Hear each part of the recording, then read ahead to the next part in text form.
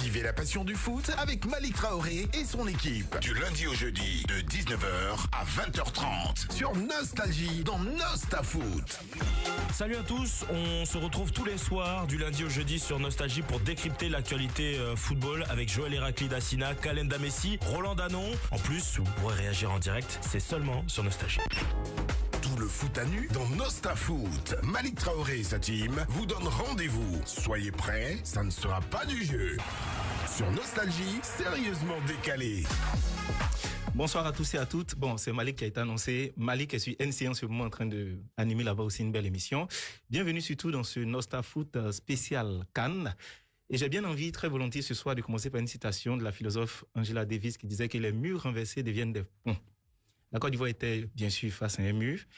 Le mur qui empêchait notre équipe de pouvoir participer au 8e de finale, ce mur a été renversé par le Maroc et c'est devenu un pont qui nous permet aujourd'hui d'avoir accès au 8e de finale. En parlant de pont, ce pays est habitué au pont. Mais au bout de ce pont-là se trouve une équipe sénégalaise revigorée, gonflée à bloc, qui a fait le plein de confiance avec 3 matchs, 3 victoires. Est-ce qu'on pourra passer cette étape-là?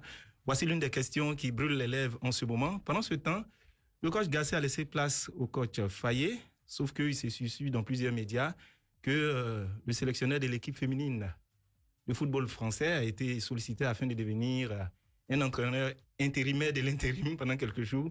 Ça fait beaucoup de cafouillage. Et pendant ce temps, les Ivoiriens se plaignent parce qu'ils n'ont pas accès au ticket. Voici en quelques mots les différents sujets que nous allons balayer ce soir dans cette émission. Je ne suis pas seul à le faire. On les appelle les chroniqueurs de renom, ceux-là qui sont écoutés par les grandes oreilles. Il s'agit notamment de Joël. Bonsoir Joël. Comment ça va? Ça va très bien. Roland Danon est là. Bonsoir, Juste. Bonsoir Kalen. Bonsoir Juste, bonsoir tout le monde.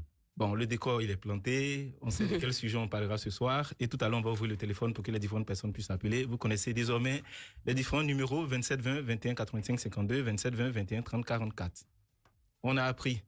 Au départ, ça ressemblait à une rumeur et après, ça a été confirmé par l'équipe.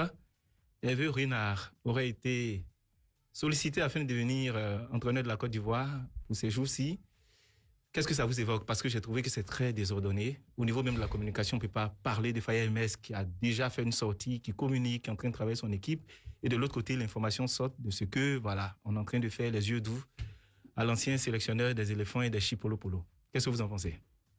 On est habitué à ce genre de communication très, je veux dire, qui manque de professionnalisme. C'est toujours communiquer, contre-communiquer, A, B, on ne sait jamais vraiment comment prendre les informations. Moi, ce que je regrette, c'est que, encore une fois, c'est quelque chose. La communication est primordiale, surtout pendant une compétition comme celle-ci. Alors qu'ils aient pris la décision de faire appel à Hervé Renard ou pas, c'est pas la question. La question, c'est dans quel sens c'est fait. Comment c'est fait et pourquoi c'est fait. Pour le moment, c'est le néant. C'est le néant total. Ils vont encore dire, voilà, la dame là qui n'est jamais contente encore de réagir. Oui, mais chose est sûre, c'est que Joël, depuis longtemps, tu as eu à gloser quant à la communication qui était liée à la CAN, à la FIFA et autres. Et bon, on se retrouve face aux faits une fois de plus. Encore une fois. Et alors que la communication, c'est tellement simple. Enfin, c'est simple dans l'image qu'on peut avoir de la communication. Pour beaucoup, il suffit de faire des communiqués de presse, de faire passer une information. Encore faut-il que l'information passe au bon moment, à l'heure qu'il faut, comment il faut la faire, avec les bons termes, et avec les bons termes, et dans quel sens il faut la faire. Et ça, c'est un métier. Encore une fois. Il y a des communicants à l'intérieur de la FIFA, je confirme. Kalen. Écoute, cette annonce-là, je pense qu'elle a un petit goût de mélancolie. Il y en a peut-être qui se rappellent un peu 2015, avec un petit peu d'espoir. Et en plus, ça nous a surpris de le voir à presque tous les matchs. Hein. Ouais, après, on connaît Hervé Renard, on connaît son palmarès, on connaît son caractère également légendaire, on sait le type d'entraîneur que c'est. Moi, je vais pas me focaliser là-dessus, mais plus sur justement l'incohérence qu'il y a un peu autour de cette communication au niveau de la FIFA, notamment par le limogeage de coach Gasset, alors que d'un côté, c'est une démission. On nous dit que c'est une démission. L'autre on côté, sait plus s'il est limogé ou bien il a démissionné. De l'autre côté, la FIFA nous dit dans un courrier officiel que il a été limogé. Donc, il y a une forme d'incohérence déjà à ce niveau-là. On met en place un nouveau sélectionneur. Le lendemain, je pense que c'est toi-même qui me disais, faut pas t'inquiéter, il y a quelque chose qui va... Oui, bien sûr. Il y a quelque chose qui va sortir, on va avoir matière à parler. Et le lendemain, on apprend qu'il y aurait potentiellement un coach qui n'est déjà peut-être pas disponible, parce que j'ai cru voir qu'il avait refusé de prolonger avec l'équipe féminine française. Donc, il y a toute cette incohérence-là qui vient ternir, je pense, ou polluer l'atmosphère autour des éléphants. Et fragiliser même. Ouais, je pense qu'aujourd'hui, les joueurs ont eu leur lot de déceptions, eu leur lot de tracas. Il faille un peu, selon moi, mettre un peu de calme autour d'eux, parce qu'il y a un gros match qui arrive lundi contre une grosse équipe. Je pense qu'ils ont besoin de psychologiquement d'être serein, voilà, de sérénité autour d'eux. Et ce genre d'information ne vient pas apporter de la sérénité autour d'eux. Donc ça dénote vraiment, encore une fois, d'un problème. On l'a dit dans plusieurs émissions ici, la communication, c'est en grande part, enfin, pour moi, c'est l'un des talons d'Achille, en tout cas. Pour moi, c'est tout, parce que la communication peut mettre un président en place, peut destituer un président. Enfin, la communication, c'est la base de beaucoup de choses. Et on peut faire passer les bonnes informations de la mauvaise manière et les mauvaises informations de la bonne manière. Donc, on peut faire énormément d'erreurs juste sur une mauvaise communication, on peut détruire beaucoup de choses, et il ne faudrait pas fragiliser justement l'état d'esprit qui a déjà peut-être été atteint des éléphants avec ce genre de petites choses qui viennent polluer pour moi l'atmosphère, qui n'ont pas lieu d'être maintenant. Là, comme disait tout à l'heure Kalen, ils ont besoin de sérénité autour d'eux. Roland, est-ce que quand on est dans la posture de Faye MS, est-ce que ça ne vient pas encore nous mettre en difficulté? Parce que là, des gens se posent des questions, et au milieu de ça, l'information qui sort, c'est comme un message subliminal qui nous dit on ne te fait pas assez confiance, on t'a juste mis là parce que hiérarchiquement, c'est toi qui devais être là, mais on est en train de penser à un plan B à côté, quoi. Ça ne fait même pas penser à un message subliminal. C'est le message qui est là. Regardez le courrier, il est daté de quand? Le courrier qui informe du limogeage et de la nomination en tant qu'intérimaire de... C'est avant ce n'est que hier, le 24. Ah, c'est hier, c'est ça. Signé le 24. Et le 25, je pense encore pour des rumeurs. Ah non, hein? Quand bien même que... On a des confirmations. Oui, quand bien même que je sais qu'il y a un journaliste qui me l'a confirmé, un journaliste européen qui me l'a confirmé. Sur la page de l'équipe, il y a des tractations claires entre la Fédé. Bon, clairement, il semblerait qu'il y a des tractations. Donc, lui aussi, il fouille à son niveau et il m'enverra quelques informations. Mais je vais dire quoi? On sort un courrier le 24 et le 25, ça sort. On est en contact avec un autre entraîneur. Il y a deux choses. C'est que Faye Metz n'a jamais fait partie des plans de la fédération. Voilà. C'était juste pour respecter, comme ils savent bien le dire, un engagement où il fallait mettre un entraîneur expérimenté qui est expatrié et puis un local qui pourra prendre la relève après. Quand on sait que le moment est arrivé en grille pour qu'il prenne la relève, pourquoi contacter un autre expatrié? Et peut-être qu'il se base sur le fait que... La deuxième chose que ça envoie comme information, que je peux dire subliminale maintenant, pour te rejoindre, on n'a pas confiance en vous, les entraîneurs locaux là. Ou bien aux entraîneurs qui sont ivoiriens, mais qui ont la formation même européenne. On n'a pas confiance en vous. Hein, c'est pas forcément des Ivoiriens. On n'a que confiance aux entraîneurs qui ne sont pas ivoiriens et qui ont une formation extra. Et qui ont aussi de l'expérience, parce que entre nous, Runa, quand même, quand laisse-moi a fait d'expérience, parce que l'exemple a été prouvé. Hein. Gassi avait beaucoup d'expérience, mais on nous a sorti les objectifs n'avaient pas été atteints. Alors que le gars, même par le coup du soir, a été qualifié. Donc, il était encore dans ses objectifs, si on se base sur ce qui était prévu dans son contrat. Maintenant, le truc, c'est que la question qui revient tout le temps, je suis d'accord avec beaucoup d'Ivoiriens.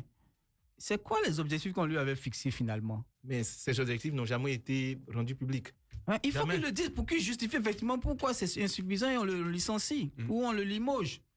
Parce que moi, ce qu'on sait depuis toujours qui a été communiqué, c'est que l'objectif minimal qui avait été fixé à Gassé, c'était au moins la demi-finale de la Coupe d'Afrique. Est-ce que ce n'était pas pour atténuer... Le gars, il est qualifié par le coup du sort. On le sort de là, pourquoi? Les gens étaient énervés, ce n'était pas pour atténuer, parce que tout le monde réclamait des têtes, on dit que quelqu'un doit tomber, tout ça. C'est pourquoi hier, il demandait est-ce qu'on ne s'est pas débarrassé de Gassé finalement pour atténuer la colère des Ivoiriens. Mais c'est tout à fait, c'est le cas. Les Ivoiriens ne sont pas des dupes. Les Ivoiriens ne sont pas des dupes. Il y en a même qui ont dit, mais attends, si tel est qu'en son temps, on avait vanté ses mérites de compétences et tout ça, et qu'il fallait nous juger par les performances, par les résultats qu'on allait envoyer, et qu'aujourd'hui, il y a un désaveu, il faut qu'on aille jusqu'au bout. Parce que Gassé n'est pas venu de lui-même. Non, On a été le chercher. Voilà. Donc après, moi, ce qui me dérange dans ça, c'est le timing par rapport au courrier qui est établi. C'est vrai. Donc peut-être qu'on va me dire que c'est la démission ou le courrier qui a été... C'est l'initiative du DEX. Alors, en parlant du timing, là, on est obligé de respecter le timing aussi pour la pub. On y va et on revient rapidement après. De 19h à 20h30, nous sommes en votre compagnie. Tout à l'heure, on a fait une pause publicitaire et musicale. On revient à notre sujet. On parlait justement du fait que, voilà, Hervé Renard a été sollicité afin de devenir coach. Pendant ce temps aussi, on a Aimès Faye qui a commencé ses séances d'entraînement, tout ça.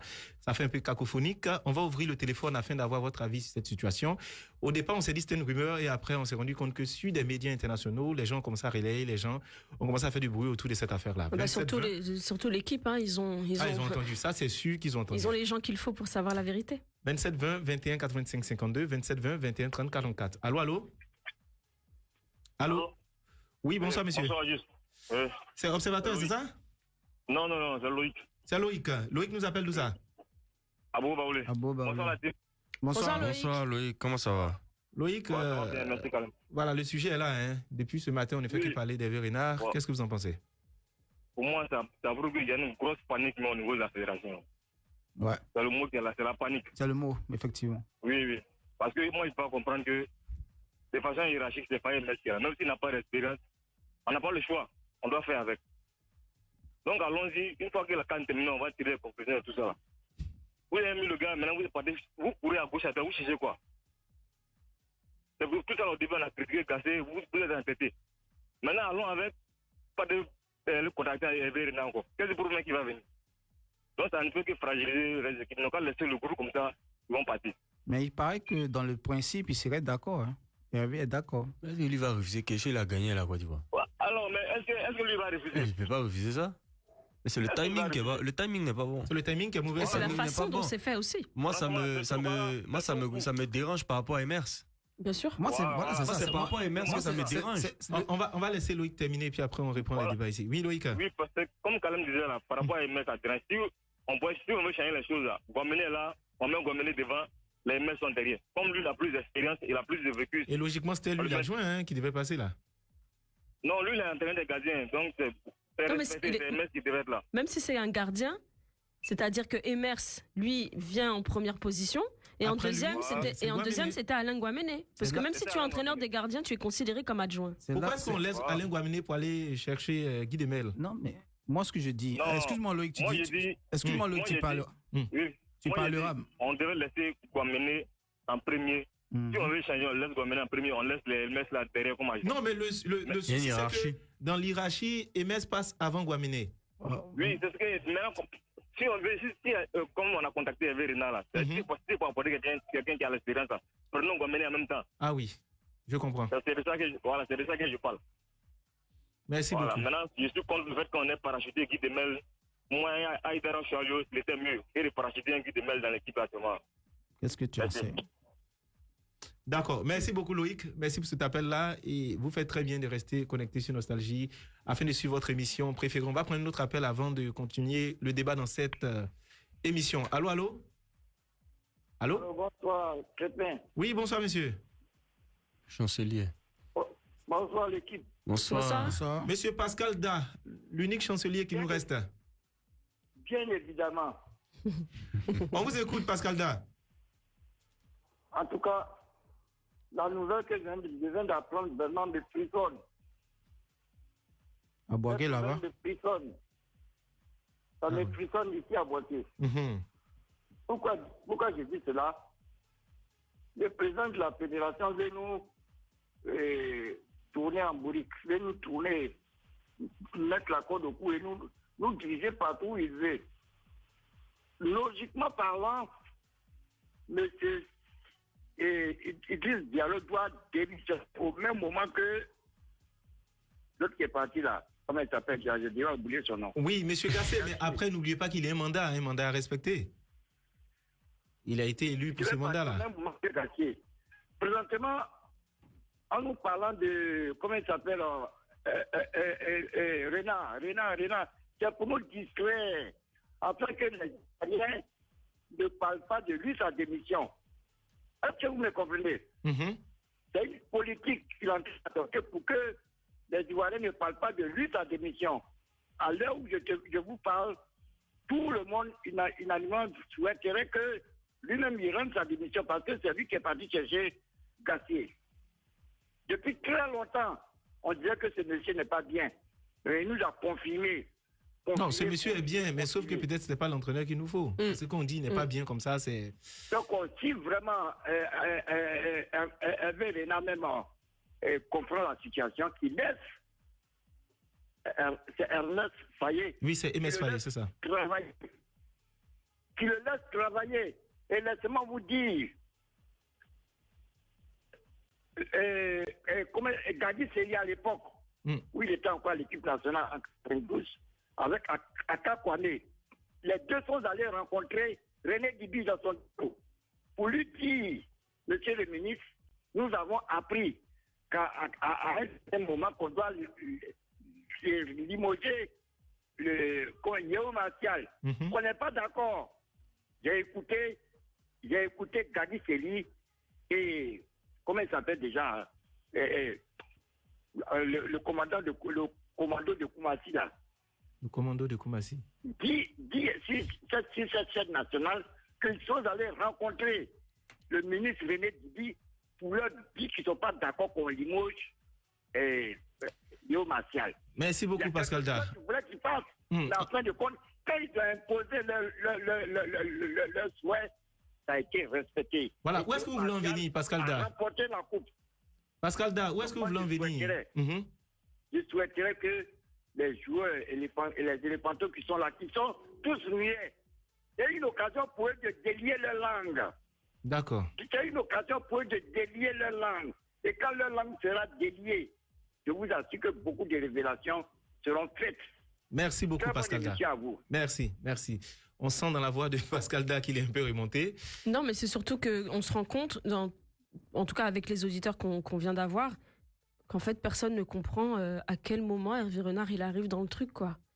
Personne ne comprend. Nous-mêmes, on est là, on dit, mais attends, hier c'était une information, aujourd'hui c'en est une autre, donc à quel moment la discussion a commencé avec Hervé Renard? On va tenter de comprendre. Je me dis, depuis hier, on est en train de parler d'un problème mental.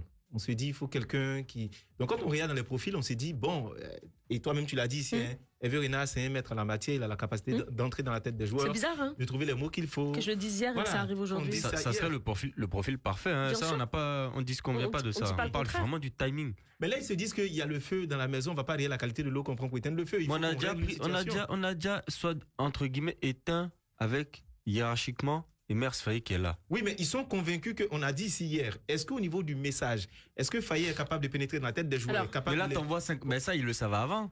Ils auraient dû décider avant dans ce cas. Emers Faye n'est pas là depuis hier. Ils ne sont pas allés le chercher au quartier.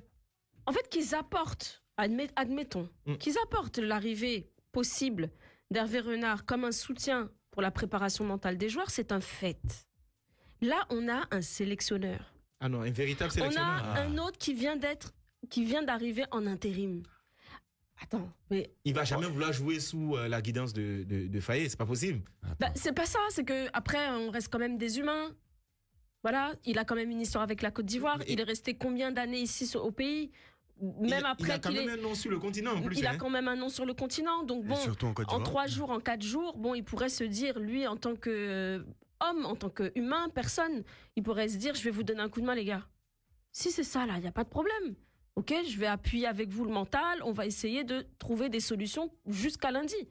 Mais comme c'est décrit là, encore une fois, la communication, c'est-à-dire qu'on met Emers, c'est le petit pion là qui cache un petit peu les trucs. Pendant ce temps-là, il y a... L'arbre qui cache la forêt. Voilà, l'arbre qui cache la forêt, et puis pendant ce temps-là, il y a potentiellement Hervé Renard qui arrive. Mais c'est démentiel. Moi, ça me dérange vraiment par rapport à Emers. Par rapport à Emers Faye, mais c'est démentiel. Tu envoies quel message? Roland? Moi, ça ne me dérange pas par rapport à Emers. Moi, ça me dérange par rapport au management même qui est mis en place. C'est clair que Emers faisait partie d'une équipe et hiérarchiquement, comme on le dit, c'est lui qui devait occuper la place. Et la question qu'on se pose est légitime. À quel moment on a pensé à contacter Hervé Renard? Et j'ai rappelé ici les dates. Le 24, on reçoit un courrier pour dire Gassé n'est plus là, MS est intérim. Le 25, moi je pense encore sous le coup d'une rumeur. Ok, même si je suppose que oui, on est en pleine panique. Si ça s'avérait vrai, on est en pleine panique. Alors on cherche, je veux dire, un sauveur. Mais là, on est déjà embarqué. Il faut faire avec ce qu'on a. Et moi, ce serait la meilleure manière de rendre, je dirais, une partie de l'engagement qu'on a pris. Avoir un expatrié, avoir un expatrié et un local. Un local. Et le local, il est bien représenté par Faye MS, parce que c'est un jeune Ivoirien, même s'il a fait une bonne partie en Europe, il a une formation européenne. Mais il faut respecter cette partie de l'engagement-là. On a un match qui vient bientôt. Ce n'est pas le moment de créer une forme de trouble, comme Kalen l'a dit. Même polluer l'atmosphère. Attends, parce que moi, je suis Faye MS. Je peux me démotiver. Bien sûr. Mais clairement. Et j'ai envie de me dire, mais attends, est-ce que c'est pas parce qu'ils ont vu son premier entraînement hier qu'ils se sont dit, est-ce que c'est la bonne personne? Il y a ça aussi. Il y a tellement de questions qu'on peut se poser. Ou bien il peut se dire aussi, putain, ils m'ont pris pour un idiot. Voilà, il y a tellement de choses. Il y a plein de trucs. Est-ce que ce que Pascal a dit tout à l'heure, est-ce que ça tient la route? Il dit c'est juste pour faire diversion qu'on sort ce tactique-là pour ne pas que les gens aillent chercher, on va dire, sur le siège, le président de la FIF. Parce que selon ce qu'il dit, c'est juste une information qui a fuité. Après, je pense que l'équipe, c'est pas un journal qui joue dans la rumeur. Ah oui, c'est un journal crédible. Vraiment pas, c'est un journal crédible. C'est un journal qui veut sa crédibilité. Bien sûr. Et comme je l'ai dit, on a quand même des contacts qu'on a essayé de tester. Ils ont dit, il semblerait qu'il y ait des véritables contacts. Alors, qu'il y ait une véritable discussion. Voilà. Et que dans le principe, Hervé Renard n'est pas opposé à cela. Donc, on attend maintenant, comme ils savent le faire toujours. Quand on en parle et qu'ils savent que c'est découvert, c'est là ils sortent, ils font des conférences de presse, des communiqués. On attend qu'ils nous disent que c'est pas vrai, mais ça va faire bientôt maintenant toute une journée qu'on en parle et aucune réaction. Comme d'habitude. Voilà. La communication. Permettez qu'on passe là-dessus. On a quelques thèmes quand même à éplucher dans cette émission. Et je vais maintenant vous lire la déclaration, sinon une portion de la déclaration de Faye Emers.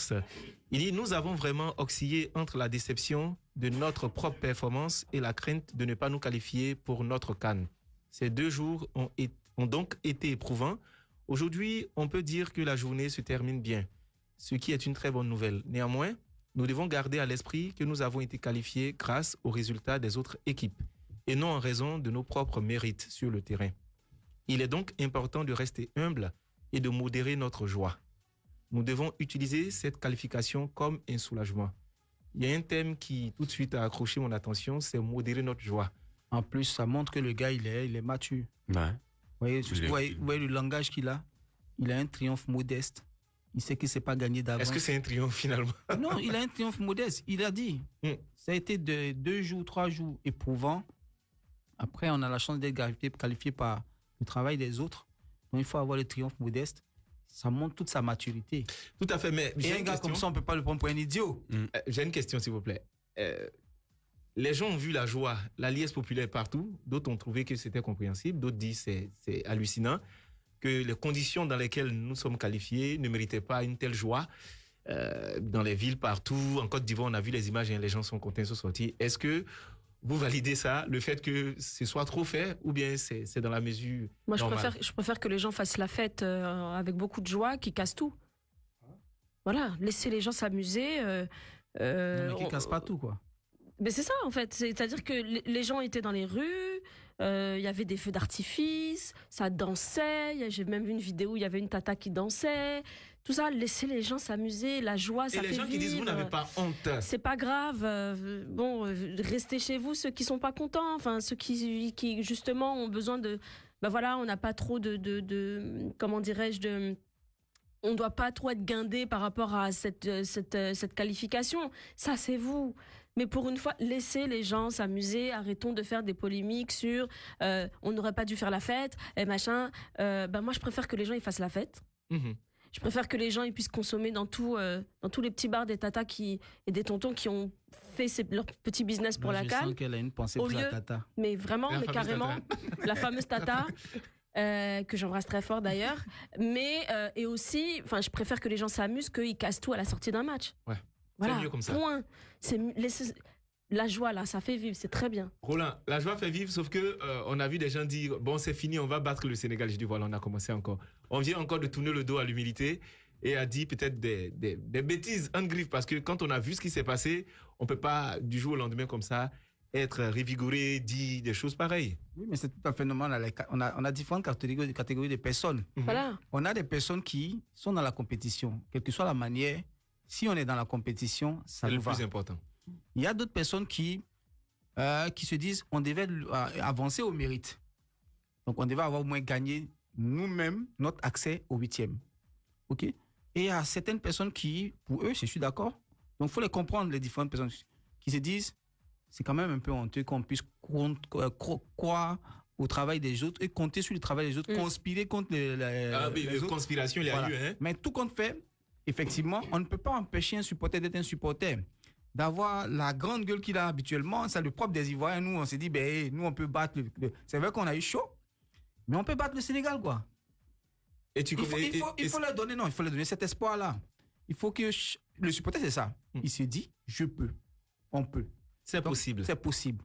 Et je pense que dans cette position-là, on ne sera plus que meilleur.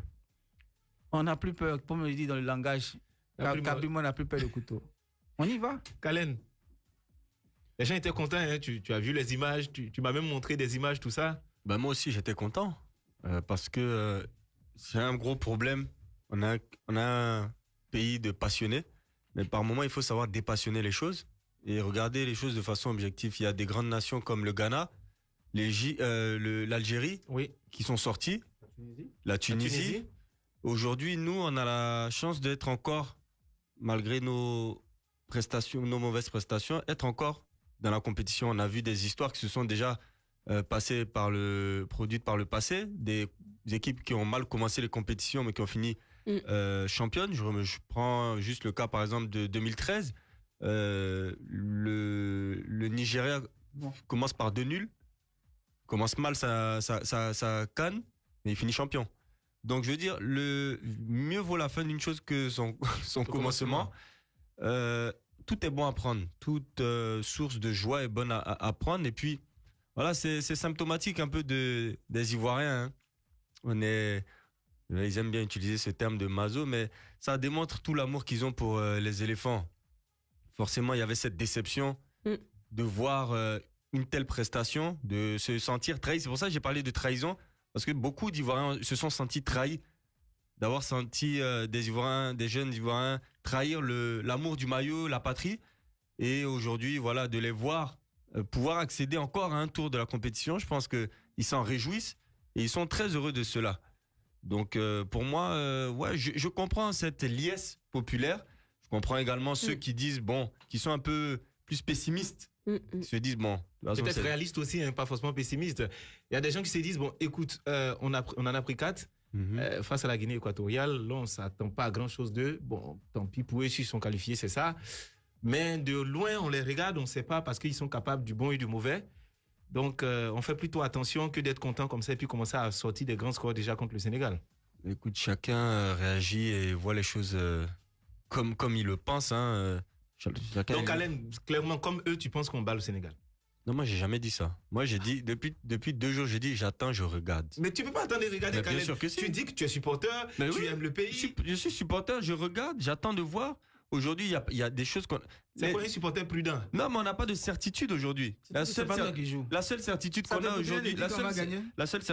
a aujourd'hui, c'est qu'on est en 8e de finale. On n'a même pas de certitude sur les coachs. Voilà, la seule certitude qu'on a, c'est ça. Joël, c'est vrai? On n'a pas de certitude. Aujourd'hui, moi, comme je le réitère encore une fois, si on veut regarder de façon objective, je regarde l'effectif de la Côte d'Ivoire. Je regarde l'effectif du Sénégal. L'effectif du Sénégal ne me fait pas peur. Merci. Je regarde les performances de la Côte d'Ivoire. Je regarde les performances du Sénégal. Je peux m'inquiéter. Ah, l'équipe fait pas peur, mais les performances... Non, mais c'est une chose d'avoir une des grosses équipes sur le papier, mais les performances ne suivent pas. Mais ce que j'ai toujours dit, si les éléphants de Côte d'Ivoire jouent avec le cœur, comme des guerriers, en mouillant le maillot, avec la qualité technique, la justesse technique, attention, la rigueur... mouiller le maillot, c'est un thème que Roland n'aime pas trop. Il a dit de se battre plutôt. La rigueur technique, la Côte d'Ivoire n'a à craindre personne, même pas le champion en titre. Sans problème. Donc, mouiller le maillot, sinon se battre, avec le cœur et puis avoir de la rigueur tactique. Voici les deux ingrédients. Mais se lâcher, jouer sans pression, jouer à leur niveau. La Côte d'Ivoire est une des meilleures équipes d'Afrique pour moi. Donc tu peux conclure qu'on peut battre le Sénégal. Mais bien sûr, tout le monde peut battre tout le monde. Mais pourquoi tu ne le dis pas simplement, Khaled? Non, mais je le dis clairement. Donc Khaled répète après nous. La Côte d'Ivoire peut battre le Sénégal. Ça te coûte rien, quoi.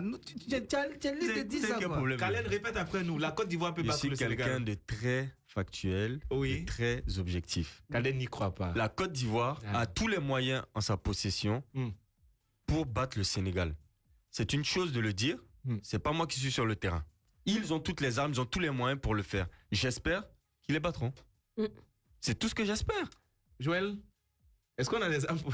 Je ne sais même pas comment poser la question. Tout le monde est devenu très prudent. Et bizarrement, tu te rends compte, Roland, ils t'ont rejoint tous. Personne maintenant ne se lance. Quoi. Personne sur quoi, sur le sujet?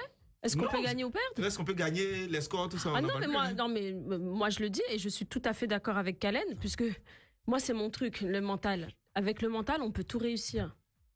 L'équipe de Côte d'Ivoire que moi je vois là, s'il y a un déclic qui se passe, ça peut être monstrueux. Ils peuvent taper tout le monde sur leur passage. D'accord, on espère que ce sera le cas. Attends, regarde l'effectif qu'on a, regarde les joueurs qu'on a. On a des joueurs de qualité, on a des gros joueurs. Je répète encore, on a le meilleur milieu de terrain de toute l'Afrique. Et on revient ensuite pour continuer. De 19h à 20h30, nous sommes ensemble ce soir. Tout à l'heure, on est en train de discuter ici hors antenne. Ça fait toujours plaisir de discuter avec les chroniqueurs du moment, ceux-là qui sont écoutés par les grandes oreilles. Il s'agit notamment de Joël, de Roland et de Kalen. On poursuit les différents échanges. Et là, on va parler de la prochaine rencontre des éléphants. On entend déjà des gens en train de dire oui, c'est sûr, on va battre le Sénégal et tout. Et j'ai vraiment apprécié la sortie de l'ancien international footballeur Monsieur Kalou, qui disait dans une émission qu'il sortirait caissier et il allait mettre à sa place enfin Odilon Kosonou, qui allait jouer ce rôle de sentinelle-là, mais il gardait le reste comme ça. Qu'est-ce que vous en pensez? Là, maintenant, on va parler tactique. Là. Odilon sentinelle. Oui, placer Odilon en 6, pointe basse. Oh. Et sortir Franck Kessié pour garder les deux autres qui pourront se projeter calmement. Moi, je pense que ça ressemble plus à un rattrapage du fait que Odilon n'ait pas été associé aux 3 matchs précédents. Sinon, Odilon n'est pas sentinelle. Odilon, c'est pas son rôle. Il est trop défenseur. Après, on va pas nous dire que Seri n'est pas là. Oui, Jean-Michel Seri est là. Surtout qu'il n'a pas joué de match. On a tellement de personnes qui peuvent jouer ce rôle-là. Pourquoi on aille chercher à satisfaire Odilon? Moi, je suis à la place d'Odilon, je ne joue pas ce rôle-là pour ne pas après qu'on me dise que oui. C'est ta faute, etc. Voilà, tu as tellement voulu jouer qu'on t'a trouvé une position pour que tu puisses participer à la fête. Ça ressemble à ça, à un partage de gâteau. Avant qu'on ne nous tombe dessus parce que tu n'as pas forcément joué, on va te trouver une position pour que tu joues, non? Et puis après, bon, je peux comprendre si c'est un membre du staff qui parle, peut-être que c'est déjà nourri, c'est pensé. Pour quel résultat, d'après vous? Peut-être qu'ils vont faire une défense à 3 où il va jouer sentinelle et puis après si on enlève Kessié, il nous reste les 2 autres milieux qui sont Sangare et Seko et devant maintenant si Aller revient à Andegra et puis on met un Boga. Voici peut-être l'équipe qui va affronter le Sénégal. Joël n'est pas très d'accord avec. Non, moi je comprends pas comment on peut mettre un joueur un défenseur central. Ouais, comment? Non, enfin c'est même pas ça. C'est que même s'il a aussi la formation de milieu, mais ce que je veux dire par là, c'est que c'est un joueur qui depuis qu'il est passé pro dans les gros clubs européens, notamment en Belgique et là maintenant en Bundesliga, ça fait une éternité qu'il joue plus ce rôle-là. On peut pas mettre quelqu'un comme ça qui va reprendre ses automatismes de sentinelle. Quand même. Je sais pas. Moi, je sais pas. Moi, je commence à me dire, je sais pas comment les gens y réfléchissent. C'est du rafistoulage. Exactement, c'est encore du bricolage. On prend du scotch marron pour rapiécer un vase cassé, quoi. Le gars, ça fait combien? Ça fait 3-4 saisons qu'il joue plus. Je vous dis, c'est pas l'entraîneur. C'est ce que je dis. C'est Kalou Bounavandi qui donne son avis. C'est ce que je dis. Tu es conseiller au sein du staff. Tu ne trouves qu'à dire que Odilon va jouer sentinelle. Ça fait des saisons que ça fait même depuis même qu'il est sorti de la SEC, il joue pas milieu. Il joue défenseur central. Le match important là justement, tu veux le sortir de sa zone de confort pour faire quoi? Non, laissons les gens, comme dit Roland, il y a des joueurs qui sont capables de jouer ce rôle-là et qui le jouent régulièrement. On va pas aller prendre un Odilon, qui est un des défenseurs centraux les plus importants d'Europe aujourd'hui, avec Tapsoba. Quand même, il est dans le top 5. Pour moi, c'est pas logique. Il faut ramener ça à sa juste valeur. C'est un avis d'un ancien joueur. Oui, c'est l'avis. Oui, je ne dis pas qu'il a... chacun a son avis. Moi, mon avis, c'est que non, on laisse Odilon dans sa zone de confort. Il est très bon. Il sait très bien faire les super tacles avec beaucoup de finesse pour éviter toutes ces histoires de pénalty. Et l'autre, il se jette, il se déjette. Voilà, c'est son rôle. Laissons-le dans son rôle. Le message est passé. On va le laisser dans son rôle. Mais je sais que le message est passé parce que c'est écouté par les grandes oreilles. Kalen, quel est ton avis? Toi qui es professionnel, tu as joué sur le terrain, tu as vu des gens bifurquer d'une position à une autre, qui ont réussi à exploser, qu'on les a mis sur un match. Qu'est-ce que tu penses de tout ça? C'est pas un match où on doit faire du bricolage, on doit faire des expériences. Aujourd'hui, comme je l'ai dit, Odilon Cossonu, c'est un des meilleurs défenseurs d'Europe en tant que défenseur central dans une défense à 3, sur un 3-5-2. Si on veut repartir sur un 3-5-2, c'est la meilleure option pour moi. Est-ce que ce serait bien de partir sur un 3-5-2? Pardon. Moi, je dirais non. Moi, je repartirais sur un 4-3-3. Comment ça, pardon? Oh non, attends. Après, il faut voir, le Sénégal joue en 4-3-3 également. Oui. Il faut voir le profil des joueurs qui est en face. Il faut faire une analyse bien précise de ça. Mais je pense que l'assise défensive que la Côte d'Ivoire a est meilleure en 4-3-3. Et il faudrait revenir à ça, selon moi. Sur le cas Franck Kessié, j'entends beaucoup de choses. Pour moi, Franck Kessié est un des pions les plus essentiels de cette sélection. J'analyse ses matchs, je regarde les courses qu'il fait, je regarde le nombre de ballons qu'il récupère en deuxième rideau lorsque la première ligne est passée. Pour moi, il fait une grosse compétition pour le moment. C'est vrai qu'il n'a pas le rendement qu'on lui a connu du côté du Milan. Mais si on regarde de façon objective, il remplit son rôle. Je pense qu'il y a un rôle qui lui a été assigné. Mais le manque de rigueur tactique, pour moi, l'a desservi. Et l'a un peu chamboulé dans tout ça. À côté de ça, si on estime que Franck Kessié ne fait pas l'affaire, entre guillemets, comme Roland l'a dit, il y a Sergent Michael qui, dans ce rôle, performe. Je ne vois pas pourquoi on va aller tenter de mettre Odilon Cossonu. Après, Seri, c'est pas un monstre physique aussi. Nampalis Mendy au Sénégal, c'est pas un monstre physique, mais il a fait un gros match lors du dernier match. Xavi, Iniesta, parce que c'est pas des monstres physiques, c'est pas une question. N'Golo Kanté, c'est pas une question de taille. Le petit Lamine Camara là. C'est l'abattage qu'il peut faire du milieu, récupérer. Est-ce qu'on pense vraiment qu'il peut faire cet abattage-là? Bien sûr. S'il a été sélectionné, c'est qu'il a les compétences à ce jour de pouvoir le faire. On sélectionne plusieurs personnes selon. Non, mais quand tu regardes sa saison, il a joué en plus contre les Lesotho, il a joué. De ce que moi j'ai vu, il a encore les jambes de pouvoir faire ce rôle. On n'a pas dit d'aller se projeter devant. C'est un rôle bien particulier. 6 points de base devant la défense, c'est toi qui régules, tu fais l'essuie-glace. Il a les capacités pour moi de le faire, il a la justesse technique pour pouvoir refaire sortir les balles entre les lignes, trouver ses milieux de terrain. Donc aujourd'hui, faire une expérience avec Odilon Cossonu, je vois pas où ça devrait avoir lieu d'être. On a des joueurs comme Sergent Michael qui peuvent le faire parfaitement. Et encore une fois, moi, je dis que de ce que j'ai vu, Franck Kessié, pour moi, il fait le taf. Si on lui met à côté une rigueur tactique, avec des joueurs comme Seko ou Ibrahim Sangare plus haut, qui eux font le lien entre l'attaque et le milieu. Mais si on vient lui courir dans les pattes et le déranger dans ce système-là, moi, j'ai pas vu du côté du Maroc Amrabat se manger, interchanger avec Bouffal.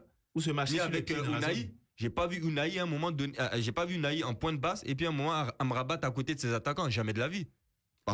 Et même qu'ils étaient en phase offensive, ce qui m'étonnait. C'est ce que je te montrais. Il s'en fout de. Il est déconnecté de ce qui s'est passé. Il reste. Lui, il a son rôle. Il reste là. Mais c'est comme ça que ça se passe. Dans les grands clubs, c'est pas. Quand tu vois un Busquets s'en va pas là-bas. Il y a les Xavi, les Iniesta, les créateurs. Allez créer. Lui, il a son rôle de venir couper les actions, de réguler le jeu, de distribuer. Chaque joueur. Si tu as un joueur comme Kroos se projette pas comme ça. Il y a les Modric pour ça. Il y a les Bellingham pour ça. Lui, il est là, il régule. Et de temps en temps, ça peut arriver, il monte, il envoie une frappe. C'est comme ça qu'on arrive dans les grands clubs, dans les grandes équipes. Il faut cette rigueur tactique. Ce qui a manqué à la Côte d'Ivoire, c'est ça. Parce que si on regarde de façon objective, on regarde les stats, on a la possession. On a le nombre de passes réussies. Ouais. On a le nombre de passes supérieurs à toutes les équipes. C'est parce qu'on a la possession de balle. On a des joueurs comme Franck Kessié qui arrivent à garder le ballon, récupérer des ballons et distribuer. Mais aujourd'hui, on n'arrive pas à regarder les choses de façon objective. On est dans l'émotion. Donc, ça serait une erreur pour moi. Bon, après, le grand frère Kalou, encore une fois, c'est son avis. Vraiment, c'est son avis. Oui, c'est son avis. On donne le nôtre. Sauf que son avis est teinté d'une certaine responsabilité dans la mesure où il est conseiller ou bien il est proche. Donc peut-être ils sont très un jour, on saura ce que c'est comme Roland dit, peut-être il y a déjà quelque chose qui est déjà dans la marmite. On ne sait pas. De toute façon, lundi est là, non? Non, et puis si ça sort de quelqu'un qui fait partie du staff, on peut le dire que c'est peut-être à 70% préparé. Lundi est là. Après, peut-être, ce genre, je ne vais pas dire d'expérience, mais ce genre de choix fort, c'est pour peut-être accentuer le volet défensif. Ou pour contenter certaines personnes aussi? Non, je ne pense pas que ça soit là. Je pense qu'il y a cette petite... Mais cette hypothèse, tiens. On a fait 3 matchs, cette petite fébrilité, entre guillemets, de se dire, bon, on joue le Sénégal. Ils ont marqué 7 buts ou 8 buts. Oui. Voilà, 8 buts en 3 matchs. Oui. Ok, on va rajouter une force défensive. Ouais, c'est une foudre offensive. Voilà, on va rajouter de la solidité défensive. On va vraiment se blinder défensivement. Tenter de jouer le 0-0, peut-être aller en prolongation. Cet argument, ça peut s'entendre. Ça pourrait justifier, entre guillemets, peut-être ce choix. Mais si c'est pour venir dire contenter, contente-le en défense dans ce cas. Et moi, je vais vous contenter en vous disant qu'on part au top horaire. Et après, quand on revient, on va continuer de parler. Ne bougez surtout pas, on aura le temps de parler des problèmes des tickets. Tout à fait, dans Nostafoot spécial Cannes, vivez la fièvre du football ici. Et bien sûr, il y a des sujets brûlants sur lesquels nous sommes en ce moment. On a parlé tactique au niveau des éléphants pendant un moment. Tout à l'heure, on aura le temps de parler de l'accès aux tickets parce que c'est devenu compliqué encore une fois de plus. C'est la ruée sur les différents sites où on pourrait avoir les tickets. C'est difficile de l'avoir. C'est devenu comme un Saint Graal après lequel tout le monde est en train de courir. Et quand c'est comme ça, le marché noir est en train de se frotter les mains parce qu'à la fin, il y a beaucoup qui vont se tourner vers ce marché. Mais on passe l'information de dire n'achetez pas les tickets dans le marché noir. Les sites sont disponibles ou bien attendez l'information qui vous dira dans tel endroit vous pourrez aller chercher ou pas. Tactiquement, Kalen a parlé tout à l'heure, je n'ai pas entendu Joël au niveau de la tactique. Qui est-ce qu'on place, qui est-ce qu'on enlève, qui est-ce qu'on garde, sachant la force qui est en face de nous. On a une équipe qui joue en 4-3-3, on ne va pas rentrer dans les détails tactiques, mais quand on sait qu'on est un milieu qui est aussi solide, une équipe qui est aussi homogène, il faut quand même trouver des forces en face qui vont réagir. Est-ce qu'on joue dans un système qui est très défensif en se disant, on bloque derrière, et puis on attend de jouer en contre-attaque si possible, ou bien on s'est dit, bon... À la bataille, on se lance tous devant et puis advienne que pourra. Non, pour moi, on reste en ce qu'on sait faire le mieux. 4-3-3, simple. On renforce notre défense. On met peut-être des défenseurs centraux qui ont un petit peu plus de comment dirais-je, pas d'expérience, mais voilà, qui connaissent un petit peu plus le football africain. On en a 4. Hein. On en a 4. Les DC. Mais on peut permuter, hein. Même si c'est un match important, on peut quand même, il y a des remplaçants, comme le dit Roland, il y a des remplaçants, les remplaçants ils sont là pour ça. On reste sur ce qu'on sait faire le mieux avec notre milieu, et en attaque, là on met, entre guillemets, on met les buteurs. Là on y va, on n'a pas le choix. Aller a réussi à se remettre de sa blessure? Ça, encore une fois, on ne sait toujours pas, parce que c'est ça encore, on ne sait pas. Alors qu'il y a d'autres fédérations, enfin en tout cas équipes nationales qui communiquent en disant sur l'évolution des blessures. Vincent Aboubakar va revenir, Clinton N'Ji revient.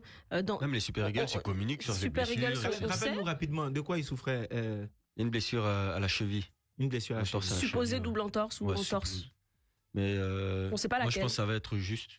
Parce qu'on dit qu'il s'entraîne avec le groupe, mais après, est-ce qu'il est prêt ça fait un moment qu'il a repris les entraînements avec le groupe. Ça fait pratiquement un mois, là. Qu'il a repris les entraînements? Non, qu'il est. Qu'il a blessé avec le groupe, c'est pratiquement un mois. Donc, là, on est sûr qu'Adingra, il est disponible. Adingra est disponible, Konaté Karim est disponible, Boga, rapidité, c'est percussion, il est disponible.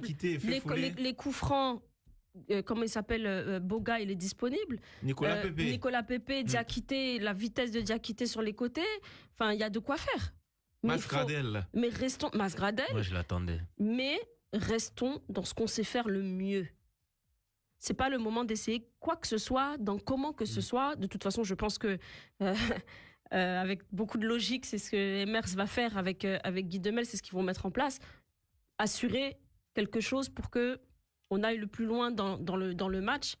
Peut-être même tenter de gagner le match avec un tir au but. Et puis il faut arriver avec je pense que c'est ce qu'ils vont faire, arriver avec un plan de jeu bien défini. Propre. C'est ce avec quoi le Nigeria est arrivé contre nous. Il y avait un plan de jeu bien défini. Le profil de la Côte d'Ivoire, ils ont analysé et puis ils avaient le plan. Ils sont arrivés avec un plan. Ils sont allés exécuter ce plan-là. Et c'est ce que Kalidou Koulibaly a dit également à la fin d'un match. Il a dit, on s'est fié à ce que le coach avait mis en place, on a exécuté, ça nous a souri, on va continuer à l'écouter. Et c'est ça en fait. Quand il y a un plan bien défini en amont et que les joueurs sont dans cette rigueur-là, on leur impose ce que le coach a décidé de mettre en place, ça donne des résultats. Mais quand tu disais qu'il faille se mettre un plan défensif et puis jouer en contre-attaque, je suis pas d'accord parce que le Sénégal, c'est une équipe qui joue. Et face à une équipe qui joue, si tu commences à vouloir mettre la muraille de Chine derrière, à un moment donné, ça va craquer, tu vas prendre une rafale. Mais tu vas courir contre le score. Donc, c'est des partir à l'abordage. Découvrir. Non, pas partir à l'abordage, mais jouer notre ballon. Il faut jouer ce qu'on connaît. Il faut faire notre 4-3-3 comme d'habitude et gérer notre match comme on sait faire d'habitude. C'est deux équipes qui ont des joueurs de ballon. C'est juste le mental qui va nous... Ça va être un beau match, je pense, moi. C'est juste le mental qui va nous faire pêcher. Si on a le mental, c'est bon. Ben oui, c'est des grandes équipes qui ont des joueurs qui savent jouer au ballon. Tu vas pas me dire que Ibrahim Sangaré, Seko Fofana, Franck Kessié, Jean-Michel Seri, Jérémy Boga, c'est pas des joueurs de ballon. Ils étaient présents lorsqu'on a pris la raclée là, n'oublions pas. Oui, mais on n'a pas joué. D'accord. Ah, voilà. 27-20, 21-85-52, 27-20, 21-30-44. On va prendre un appel et on va tenter de savoir quel est l'avis des différents auditeurs.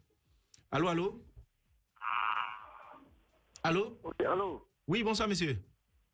C'est toujours formé. Monsieur le fameux. Oui, le fameux Pascal Da. En tout cas, je vous ai très bien écouté, hein. Mm-hmm.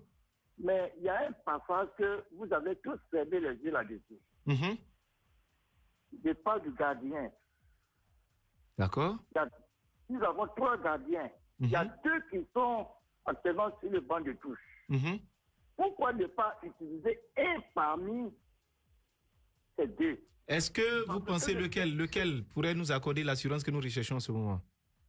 Il y a un autre là. Il y a l'ancien gardien, celui qui a perdu son papa là. Badrali. Comment il s'appelle? Sangaré. Très bien. Badrali Sangaré. Il faudrait qu'on l'utilise, Sangaré. Parce que le dernier match que nous avons eu face à Guinée équatoriale, Yaya Fofana, vraiment, je ne dis pas qu'il n'est pas bon, hein, mais les 4 buts qu'il nous a pris, c'est ce qui a fait que vraiment... Mais avec cette défense... vous êtes un peu dur, là. Non, Pascal Da, avec cette défense poreuse, là, qu'est-ce qu'il pouvait faire, lui? Le coup franc, il est super bien tiré. Monsieur. Le face-à-face, c'est un face-à-face. Il faudrait qu'on essaie parmi les 2 gardiens, un, Sangaré, au nom de Dieu, vous allez voir la différence. C'est bien compris. Merci, Pascal Da. Merci. Mais bizarrement, c'est vrai, on peut ne pas être d'accord avec Pascal Da.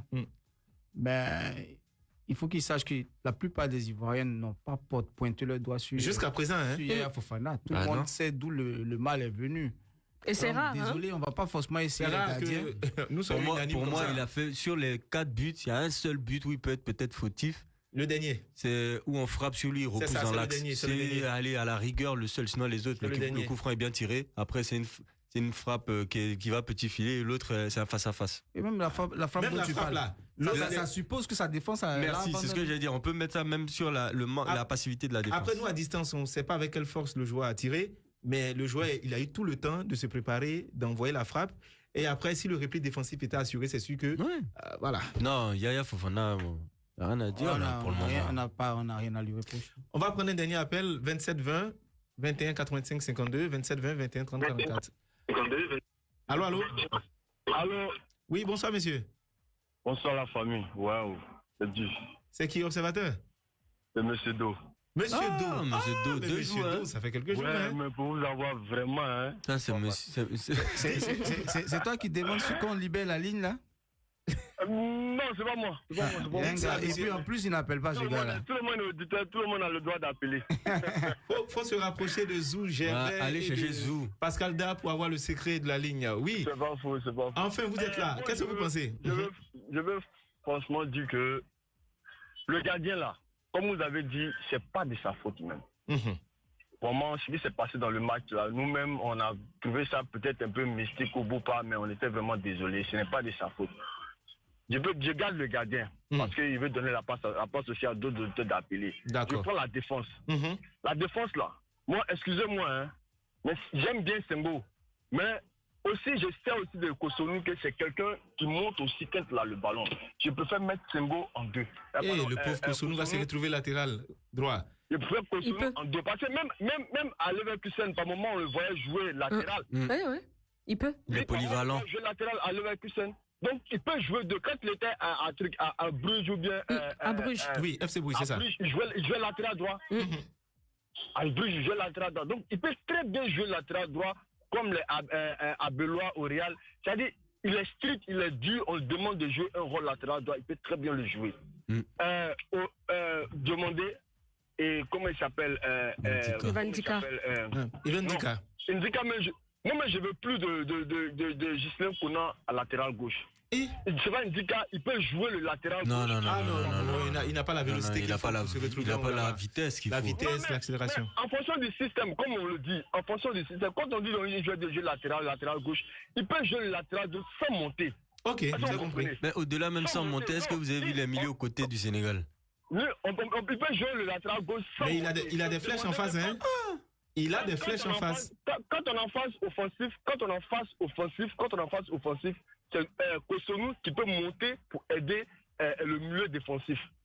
Quand on est en phase offensive, il peut monter. Bon, tant qu'il s'entend, il se comprend, il n'y a pas de problème. Hein, parce le milieu défensif. Sinon, quand on est en phase défensive, il dit que le milieu ne monte pas, il soutient seulement que les défenseurs, les défenses à 3. Mais quand on est en phase défensive, on revient avec un système de défense à 4. Ok, allons vite parce que tout à l'heure, ce sera la pause. Maintenant, le milieu là, franchement, moi, je ne veux plus de caissiers. Voilà. Sangaré joue son milieu, son 6, et il reste là, il ne bouge pas dans la sentinelle. Sangaré n'est pas le mieux en 6. On fait jouer en 10, comment ça s'appelle, Jérémy Bouka et Seko Fofana. Maintenant, au niveau des 3 attaquants, je préfère, comment ça s'appelle même, Alain, Adengra et comme ça peut Diakité Ouma. Ok, c'est compris. Merci beaucoup. Merci pour cette belle intervention. On a des assises vraiment défensifs et offensivement, on est vraiment assis. Merci bien. Merci beaucoup. On va aller tout droit pour la pub et on revient pour la dernière partie de cette émission. Nostafoot, du lundi au jeudi, avec Malik Traoré et son équipe, de 19h à 20h30. Dernière ligne droite de cette émission-là, nous avons parlé de plusieurs sujets. On va permettre quand même aux auditeurs d'appeler, hein, parce que ça fait un moment qu'ils réclament la ligne 27 20 21 85 52, 27 20 21 30 44. Allô? Oui, bonsoir Jules Crépin et bonsoir aux consultants. Bonsoir Monsieur Zou. Je viens de vous prendre en marche, je viens juste de finir une prière, mais au moins en 5 minutes je sais de quoi on parle. En fait, je suis parfaitement d'accord avec Fabien Joël et Kalen. Vous savez, c'est pas la peine d'aller mettre en place un schéma tactique contre le Sénégal qu'on ne maîtrise pas. Voilà, Faye Metz, il fut professionnel, entraîneur adjoint, je me dis qu'il a une bonne petite dose d'expérience. Faisons ce qu'on fait. C'est pas la peine de chercher midi à 14h. Et puis, il faut faire très attention. C'est pour ça, moi, je conseillerais déjà même à Faye les 3 matchs du Sénégal. Il faut visionner, révisionner, faire la lecture de ces 3 matchs avec ces joueurs. Parce que quand vous regardez, moi j'ai regardé le match du Sénégal, j'ai fait le repli. Franchement, c'est une grosse machine. Et il faut visionner compartiment par compartiment. Et il faut nous mettre les hommes, les joueurs, là où il faut. Il ne faut pas faire et les laisser faire ce qu'ils savent faire, qu'ils se fassent plaisir quand même les joueurs. Il ne faut pas qu'ils disent qu'on va seulement défendre. Et puis, mais pourquoi défendre seulement? Il faut les laisser jouer, mettre un schéma tactique en place qui va leur permettre de se faire plaisir eux-mêmes et de dérouler. C'est vrai, le Sénégal était gros calibre, mais écoutez, le Sénégal a des forces, mais aussi des faiblesses. Oui, et puis nous, si on n'est pas petit, nous, si on est quelqu'un. Bien sûr. Oui. Il ne faut pas arriver avec ce match avec la mentalité de défaitiste, hein? Tout à fait. Et puis voilà, je suis d'accord avec Kalen. Quand Kalen parle de changer de mentalité, d'avoir un mental fort, c'est très important. Parce que quand je regarde les 2 équipes, c'est au niveau du mental que la différence va se faire, qu'une équipe va se qualifier. Merci à vous. Merci à vous, Monsieur Zou. Si vous avez l'occasion de revenir avant l'émission, bon, faites-le, il n'y a pas de problème. Concernant les tickets, on n'a pas plus d'informations. Depuis un certain moment, les gens courent après les tickets, les sites ne sont pas fournis. C'est pas depuis un certain moment, c'est depuis le début. Oui, depuis le début, mais plus précis. Ça fait combien? 3 semaines? Oh, Joël. Non, mais il faut dire les choses. Non, mais revenons à la réalité. Là, on est en train de parler des tickets 3 semaines après, rien n'a changé.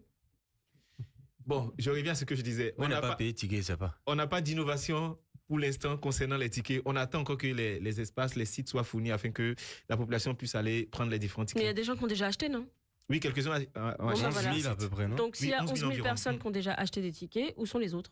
C'est toujours le même problème. Les autres seront vendus, ne vous en faites pas. Il reste pas beaucoup, c'est un stade de combien de places? Le stade fait 20 000 places. Et quand le stade de quoi? Le stade de Yamoussoukro. Oui. Quand on va enlever la partie des sponsors et autres, il reste combien de places? Il va pas rester beaucoup. Hein, Autour de 17 000 places. Bon, en tout cas, il reste 6 000 places. Je ne prendrai pas le risque d'aller faire la queue encore à la Poste et à Cosmos après ce que j'ai vécu. Donc, j'ai souffert. Pour ceux-là qui peuvent trouver des tickets pour Joël, je vous en prie, gênez-vous. Venez les tickets à Joël. Ça là, les pointes. On vous la connaît. Il y a longtemps, mais vous vouliez même son numéro. Donc, j'aime faire un plaisir de match. Voilà. Le match Sénégal-Côte d'Ivoire. Non, mais on a dit ici qu'on n'y allait pas. Non, on n'a pas dit ça. Joël a dit que si on partait en groupe, on se mettait dans le véhicule, on part tous ensemble. Mais j'ai des auditeurs qui veulent me faire plaisir. Tu vas comment quand t'as émission après? Mais je suis la souris. On n'a qu'à se mettre dans tout souris, les deux virages. Chers Ivoiriens, on va être clair. On n'y va pas parce qu'on ne veut pas soutenir les éléphants. C'est parce qu'après, on a le taf. On doit vous entretenir, on doit échanger, on doit parler des éléphants. On doit les supporter. Donc, de là où on sera, on va les supporter. Écoutez, Roland Danon vient de parler au nom du groupe. D'abord, moi, je suis pas dedans. On va rester à Abidjan. On va suivre le match ici à la télévision et puis après, on pourra faire une belle émission ensemble. Ouais. 27 20 21 85 52, 27 20 21 30 44. Vous avez la parole. Allô, allô? Allô? Oui, bonsoir, monsieur. Bonsoir, Juste Crépin. Bonsoir à tous les autres, les grands chroniqueurs du monde mondial. Il faut reprendre encore, on n'a pas bien entendu. En fait, là, Joël a commencé à rougir en studio ici. Tu as dit je vous aime, mon gars. Monde mondial. J'aime trop ça. Ils n'ont pas entendu. Non, c'est vrai, ce sont les grands chroniqueurs du monde mondial. Et tellement ils sont grands, les gens les écoutent. Mais les gens sont jalouses quand ils voient nos chroniqueurs. Vous êtes les meilleurs et les gens vous écoutent vraiment. Moi, depuis le premier sujet, je tente de vous joindre, je n'arrive pas, ça me fait mal. Non, c'est ta première fois. Non, c'est Fabrice Abbé. Oui, c'est Fabrice. Voilà. Oui, non, parce que là, je dis que les gens vous écoutent. Parce que déjà, excusez-moi, hein, parce que là même, depuis j'ai tenté de vous jouer, je ne sais pas on en a à quel niveau. Donc, excusez-moi. Le sujet de l'entraîneur, on veut envoyer Hervé. Non, là on est passé sur le sujet de l'entraîneur. Oui, on est vraiment... Non, juste une parenthèse, j'ai dit que c'est parce qu'on vous écoute, parce que vous parlez depuis comment on appelle ça? Le truc mental là. Oh. Oui, la préparation mentale. La préparation mentale, voilà. Moi j'ai dit, quand j'ai vu l'information, j'ai dit ça là. Ils ont écouté les gens, ils savent que 2 jours on parle de ça là. C'est pourquoi ils sont en train de chercher quelqu'un qui peut vraiment jouer ce rôle là. Je confirme, les grandes oreilles nous écoutent. Voilà, maintenant jusque actuellement on en est sur quel sujet? Bon, on est sur le sujet du prochain match des éléphants. Vous voyez ça comment? Qui est-ce qu'on change? Qui est-ce qu'on garde? Non, mais le prochain match, bon, je ne sais pas comment on a confié les choses à comment on appelle, Effaré et Metz. Je pense que là, tout va se passer dans la tête des joueurs. Hein. Là, notre destin est entre les pieds des joueurs. Parce que là c'est un si court, avec les informations qu'on donne pour troubler un peu la quiétude des joueurs, je pense que ça serait un peu difficile. Donc, il faut que les joueurs se donnent vraiment pour qu'on puisse surmonter cet obstacle. Nous, on est là, nous les supporters, nous, on n'a plus rien à perdre.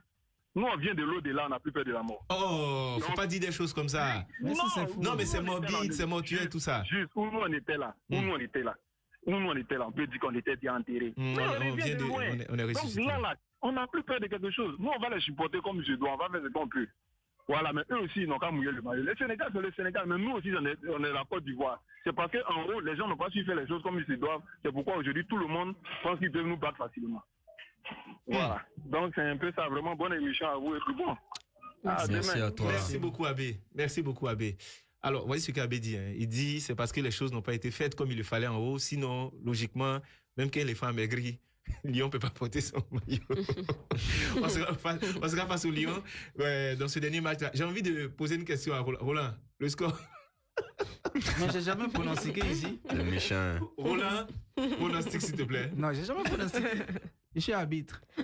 tu vois. Bon, Joël, pronostic. Pronostic de quoi?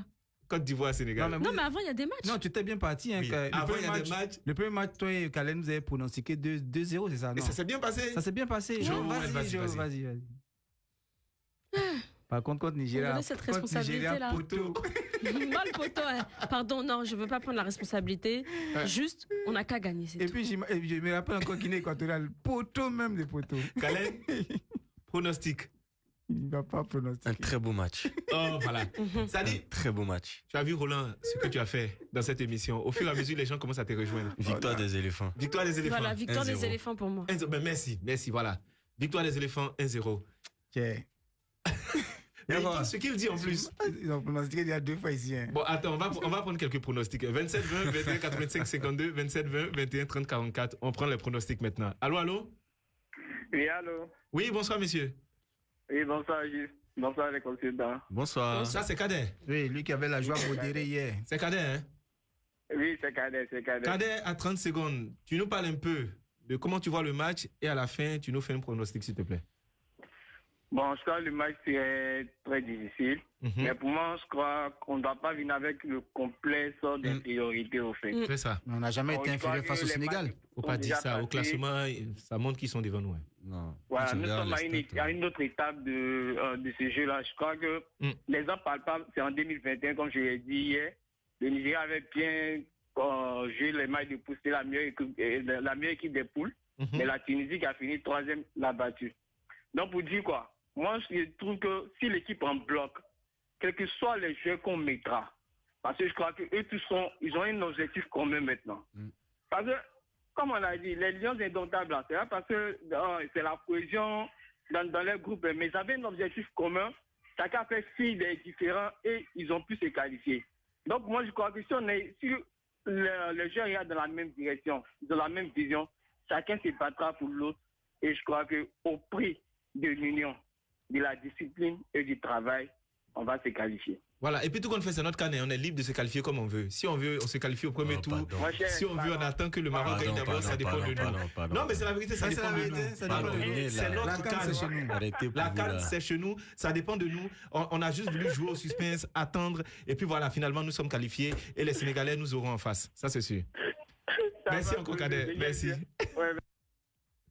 Bon, c'était Cadet. Il a toujours cette manière-là d'apporter son avis. Donc, on n'a pas pu avoir les pronostics dans le studio. C'est pas bien grave. Moi, c'est pas long. Eh oui, 1-0, c'est vrai. Après, il a dit 1-0. Il a dit 1-0.